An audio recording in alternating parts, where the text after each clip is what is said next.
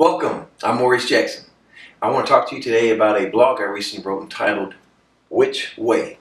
If you're new to investing and you don't know where to begin, I think this is a great blog for you to read.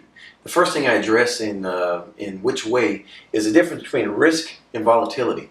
I often hear someone say, I don't know about investing, it's risky. And I always say there are no investments that are risky. And I always get someone looking at me, are you crazy? Well, follow me in this scenario. You and I go to a place to go jog, and we go in your car. And your car happens to be a stick. And while we're out there, you happen to get injured. You twist your ankle. And you need me to take you to the hospital. Now, I don't know how to drive a stick.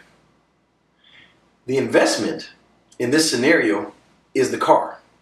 The investor is me. The car can go from 0 to 60 in seconds. But if I don't know how to drive a stick, we're not going anywhere. And chances are you probably get whiplash. So understand that investments may go up and down, but that is called volatility. And volatility, with wisdom, can be very beneficial to you. But I just want to make sure when you hear the word risk that you don't associate it with volatility. Risk is not knowing something, doing it, and expecting great results. The second part I address in my blog, Which Way, is where do you invest? There's really 3 places you can invest. Paper, which has stocks, bonds, mutual funds, real estate investment trusts, tax liens. That falls under paper. Real estate, you have investment property that is cash flowing for you, or you can flip homes and that will give you capital gains. Don't get confused on the terms. And then you have what's known as commodities. This traditionally means gold and silver, good examples of commodities.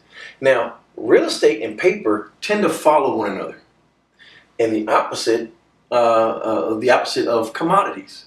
So, diversification is not being in one, like a lot of people tend to believe that if you have mutual funds, you're diversified. Are you? You don't have any real estate, and you have no commodities. So, diversification is being at least in 2 of the 3.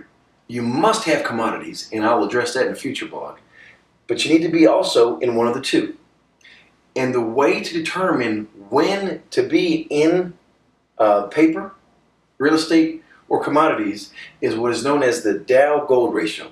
And for more on that, just take a look at Which Way. You can find it on sofee.liberty.me. I'm Maurice Jackson. Look forward to seeing you.